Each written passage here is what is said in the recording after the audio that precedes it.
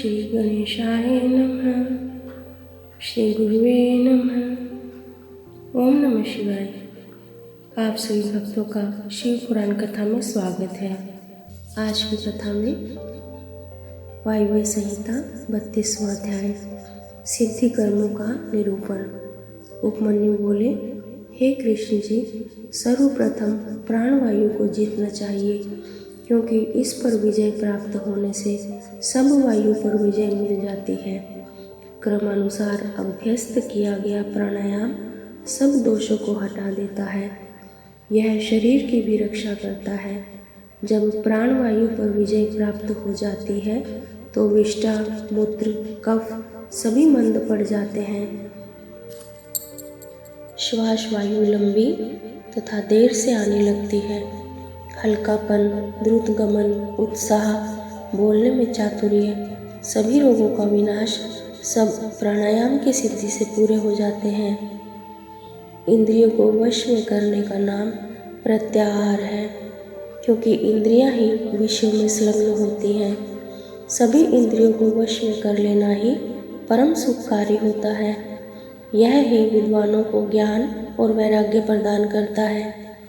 अपनी इंद्रियों को वश में कर लेने से आत्मा का उद्धार होता है।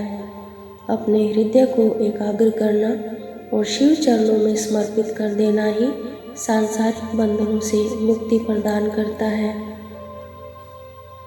33वां अध्याय लिंग स्थापना से फलागम। मुनिवर उपमन्यु श्री कृष्ण को पारलौकिक विधि के बारे में बताते हैं। यह विधि सर्वोत्तम है।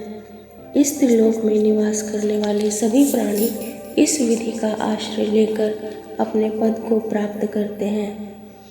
सबने अपने पदों के अनुसार सुख, शासन और राज्य को प्राप्त किया है।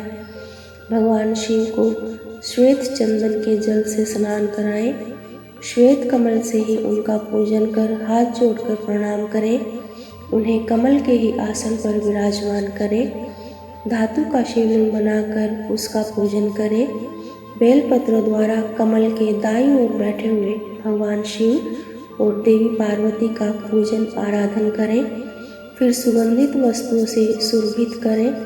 मूर्ति के दाईं ओर अगर, पश्चिम में मैनसिल, उत्तर में चंदन और पूर्व में हरिताल लगाएं।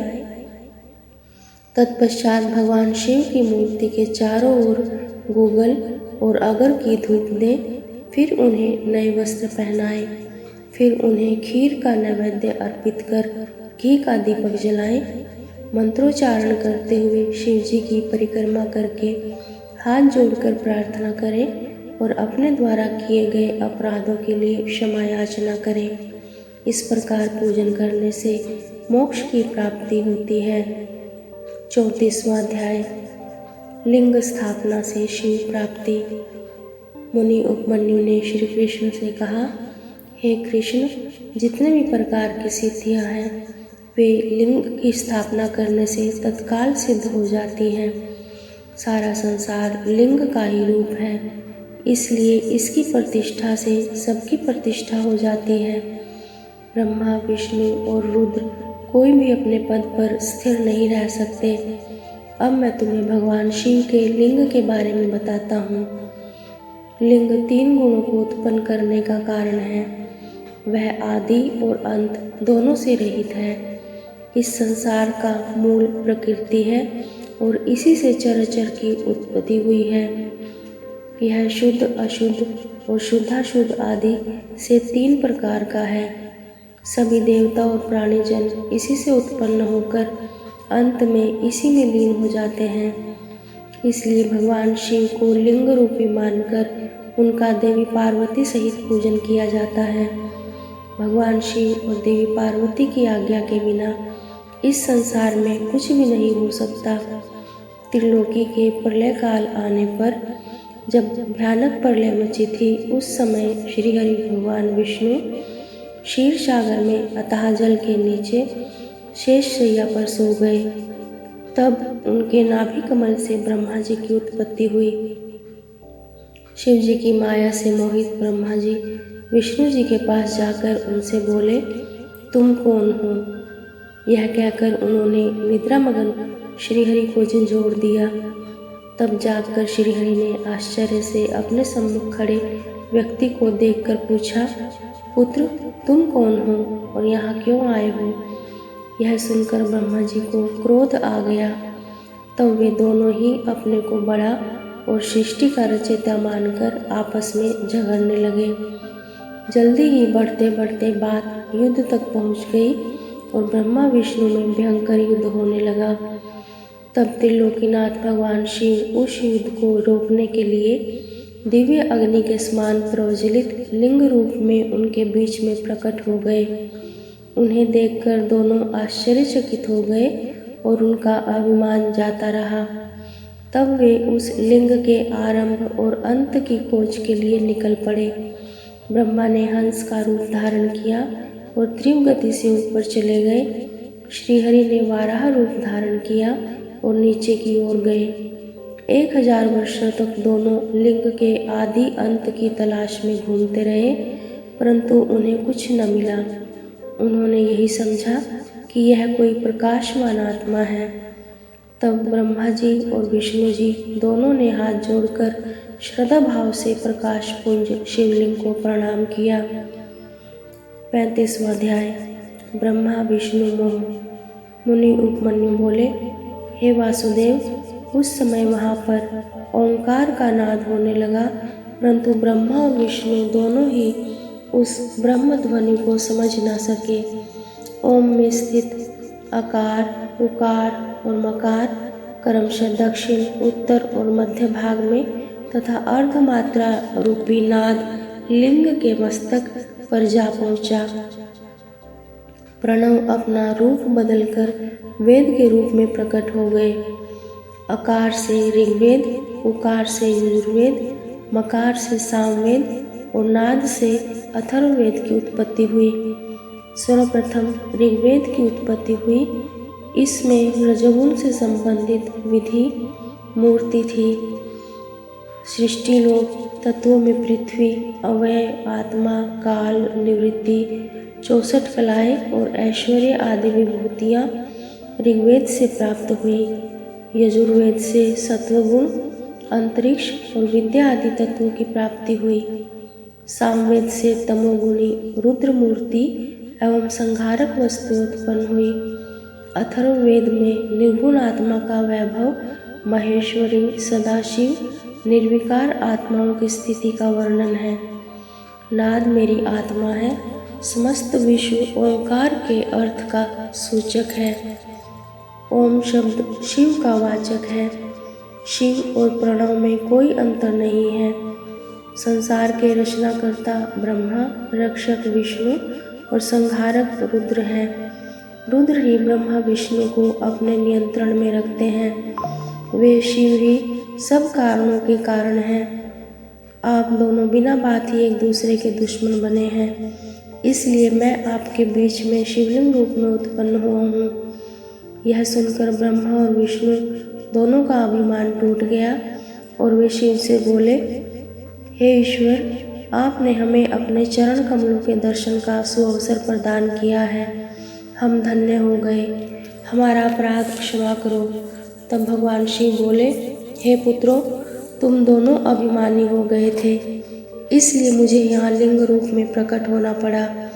अब अभिमान त्याग कर सृष्टि के कार्यों को पूरा करने में अपना योगदान दो। 36वां अध्याय। शिवलिंग प्रतिष्ठा विधि।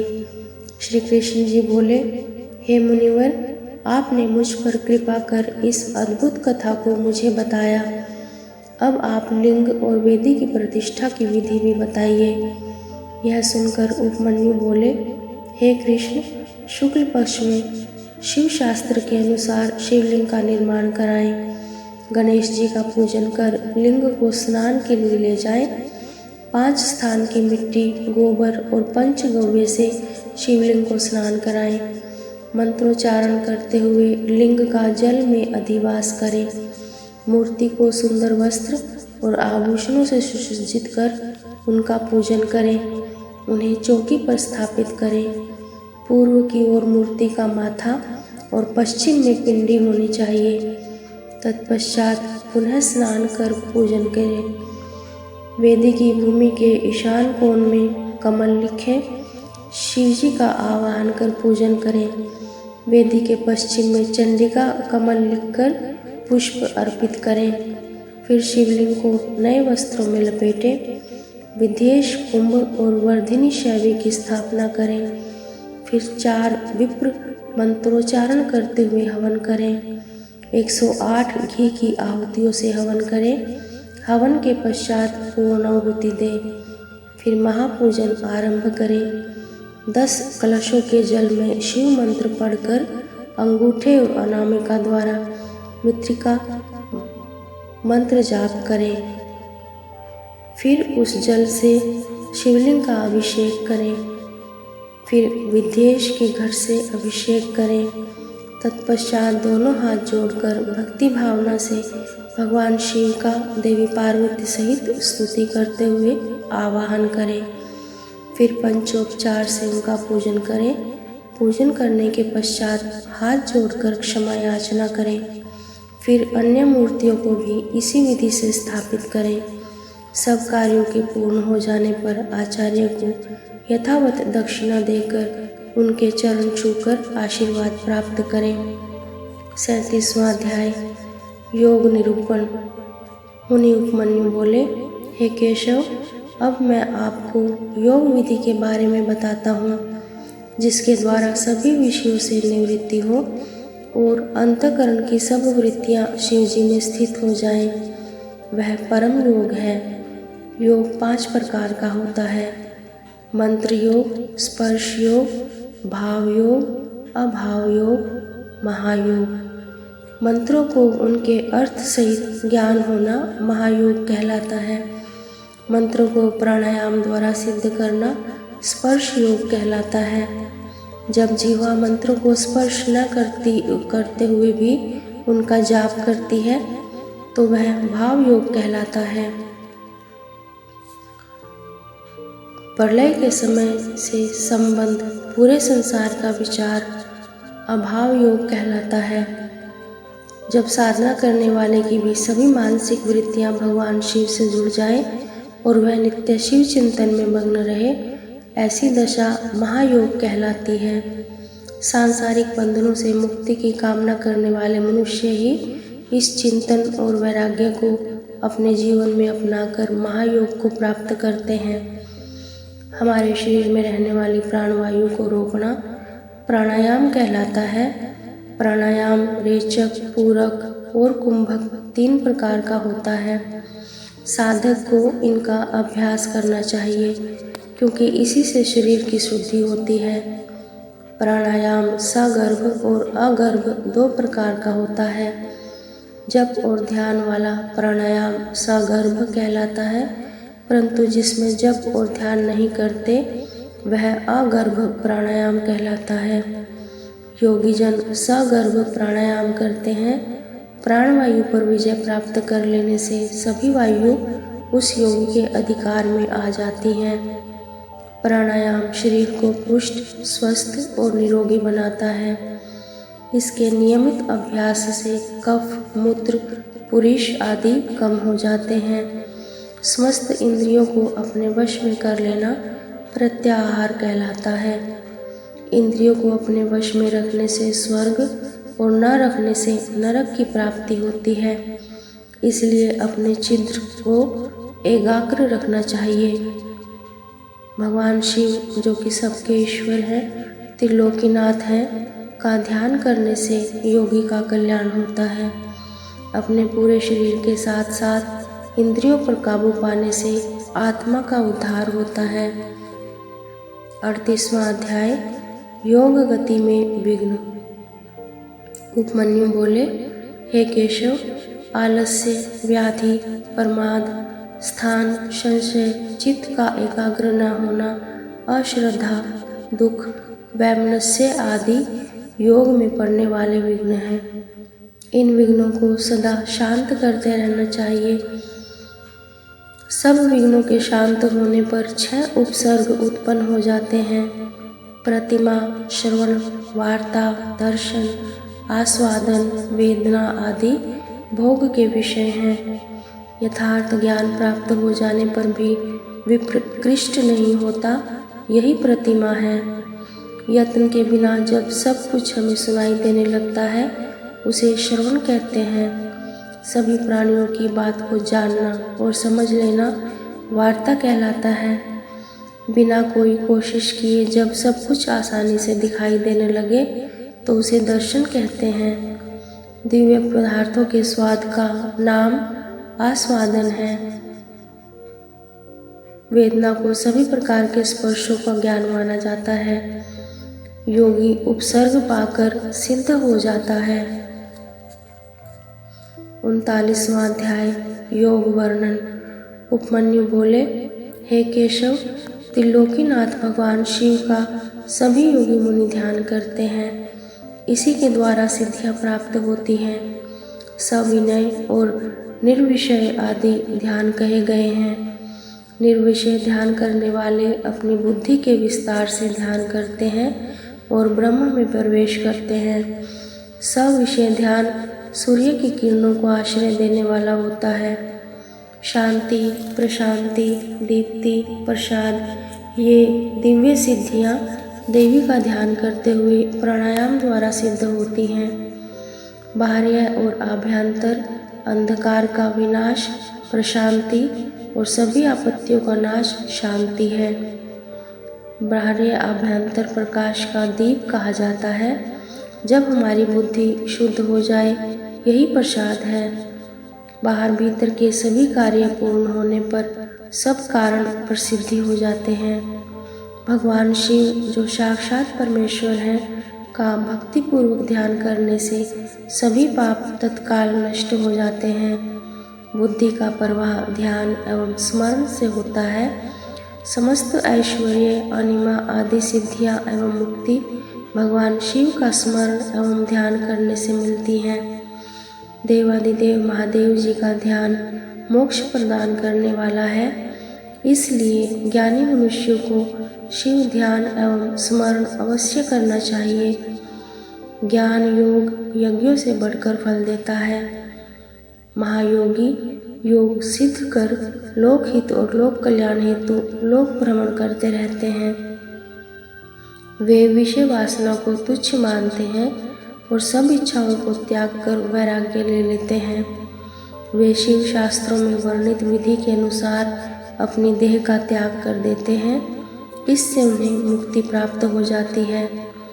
भगवान शिव में अगाध भक्ति और श्रद्धा रखने वाले ज्ञानी मनुष्यों को इस सांसारिक मोहमाया से मुक्ति मिल जाती है। वे जन्म मरण के चक्कर से मुक्त होकर परम शिव धाम को प्राप्त कर लेते हैं। 40वां अध्याय मुनियों का नैमिषारण्य गमन। सूत जी बोले, हे मुनियों, महर्षि उपमन्यु ने भगवान श्री कृष्ण को ज्ञान योग का उपदेश दिया। वही उपदेश वायुदेव ने ऋषिगणों को सुनाया था, जिसे सुनकर वे बहुत हर्षित हुए थे। प्रातःकाल होने पर नैमिष तीर्थ में निवास करने वाले मुनिजन यज्ञांत स्नान करने के लिए परम पवित्र नदी को ढूंढने लगे। उस समय ब्रह्मा जी की आज्ञा से परम पवित्र सरस्वती नदी वहाँ बहने लगी। तब सब ऋषिगणों ने वहाँ यज्ञांत स्नान कर संध्या पितृ तर्पण किया और वहाँ से काशी के लिए निकल पड़े। काशी पहुंचकर उन्होंने पतित पावनी भागीरथी गंगा में स्नान किया एवं बाबा विश्वनाथ के दर्शन कर विधि अनुसार पूजन किया। काशी से वे चल पड़े। रास्ते में उन्हें एक अद्भुत दिव्य प्रकाश चारों ओर फैला दिखाई दिया, जिसमें पशुपत व्रत की सिद्धियां प्राप्त भस्मधारी मुनिजन विलीन हो रहे थे। फिर शीघ्र ही वह तेज भी विलीन हो गया। यह देखकर नैमिषारण्य के सभी मुनिजन ब्रह्मा जी से मिलने ब्रह्मलोक चल दिए। वहां पहुंचकर उन्होंने ब्रह्मा जी को प्रणाम कर उनकी स्तुति की। मुनीश्वर बोले, हे जगत पिता ब्रह्मा जी, वायुदेव ज्ञानोपदेश देकर वहां से चले आए। तब हम सब ने यज्ञ कर यज्ञांत स्नान से निवृत्त हो काशी नगरी की ओर प्रस्थान किया। वहां गंगा में स्नान कर बाबा विश्वनाथ के दर्शन किए। वहाँ हमें एक अद्भुत तेज के दर्शन हुए। उस तेज में अनेक तपस्वी विलीन हो रहे थे। कुछ समय पश्चात वह तेज स्वयं विलीन हो गया। उसे देखकर बहुत आश्चर्य हुआ। भगवान, वह क्या था? ऋषिगणों के प्रश्न को सुनकर ब्रह्मा जी बोले, हे ऋषिगणों, आपने बहुत समय यज्ञ करके देवादिदेव भगवान शिव को प्रसन्न किया है। उस दिव्य तेज में प्रवेश करने वाले पशुपत व्रतधारी मुनि थे। उसके दर्शन का यही अर्थ है कि आपको शीघ्र ही दिव्य लोक की प्राप्ति होने वाली है। इसलिए आप मोक्ष प्राप्त करने हेतु पशुपत व्रत धारण करें। अब आप सब यहाँ से सुमेरु पर्वत पर चले जाएं। वहाँ सनत कुमार जी आपके आगमन की प्रतीक्षा कर रहे हैं। वे पूर्व में अपने अहंकार के कारण मिले शाप से मुक्ति पाने के लिए वहाँ तपस्या कर रहे हैं। वहाँ उन्हें ज्ञान प्राप्त होगा। 41वां अध्याय, मुनियों को मोक्ष। सूत जी बोले, हे मुनिवर, ब्रह्मा जी के वचन सुनकर ऋषिगण उन्हें प्रणाम कर सुमेरु पर्वत पर चले गए। वहाँ उन्होंने पर्वत शिखर पर एक सुंदर तालाब की उत्तर दिशा में तपस्या करते सनत कुमार जी को देखा। मुनि उन्हें प्रणाम कर उनके पास बैठ गए। सनत कुमार जी ने आंखें खोलकर अपने पास बैठे मुनियों को देखकर उनसे प्रश्न किया, हे ऋषिवर, आप कौन हैं और यहाँ क्या कर रहे हैं? यह सुनकर ऋषिगणों ने सारी बातें उन्हें बता दी। उसी समय नंदीश्वर भी वहाँ आ गए। नंदीश्वर को अपने सामने पाकर सभी मुनियों और सनत कुमार जी ने आसन से उठकर उन्हें दंडवत प्रणाम किया और हाथ जोड़कर प्रणाम करने लगे। सनत कुमार जी बोले, हे नंदीश्वर, इन मुनियों ने, जो कि नैमिषारण्य में निवास करते हैं, 10,000 वर्षों तक यज्ञ किया है। उस महायज्ञ के समाप्त होने पर ब्रह्मा जी ने इन्हें आपकी शरण में भेजा है। आप इनका कल्याण करें और इन्हें दिव्य अद्भुत ज्ञान प्रदान करें। सनत कुमार जी के वचन सुनकर नंदीश्वर ने अपनी कृपा दृष्टि ऋषिगणों पर कर दी। नंदीश्वर ने परम दिव्य शिव तत्व का उपदेश उन्हें दिया। तब उपदेश देकर वे बोले, यह परम ज्ञान धर्म, अर्थ, काम और मोक्ष सभी प्रदान करने वाला है। अब आप मुझे जाने की आज्ञा प्रदान करें। यह कहकर नंदीश्वर वहाँ से चले गए। इस प्रकार सभी ऋषिगण प्रयाग तीर्थ चले गए और वहाँ उन्होंने अपना महान योग पूरा किया। योग पूर्ण होने पर उन्हें ज्ञात हुआ कि कलयुग आ रहा है। यह देखकर वे नैमिषारण्य मुनि काशी चले गए। वहाँ मुक्ति की कामना करते हुए उन्होंने पशुपत व्रत धारण किया। उनकी सिद्धि सफल हुई और वे शिव पद को प्राप्त हुए। श्री व्यास जी बोले, इस प्रकार यह शिव पुराण पूर्ण हुआ। इस शिव पुराण को आदर पूर्वक पढ़ने अथवा सुनने से सभी पाप नष्ट हो जाते हैं।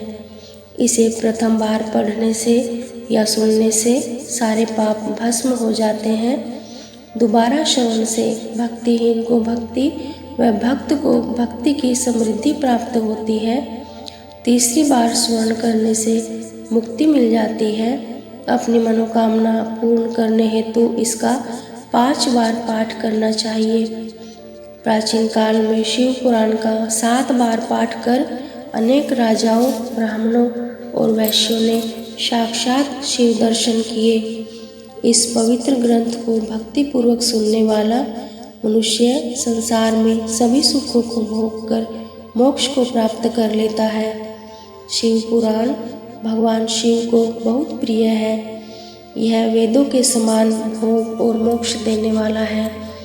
शिव पुराण का पाठ करने वाले मनुष्य पर देवादिदेव महादेव की सदा कृपा दृष्टि रहती है। वे सदा सबका कल्याण करते हैं। ओम नमः शिवाय।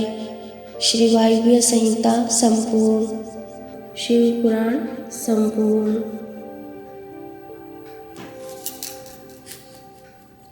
कर्पूरगौरं करुणावतारं संसारसारं भुजगेन्द्रहारं सदा वसन्तं हृदयारविन्दे भवं भवानी सहितं नमामि भवं भवानी सहितं नमामि। हरि ओम शांति शांति शांति। श्री शिवार्पणमस्तु।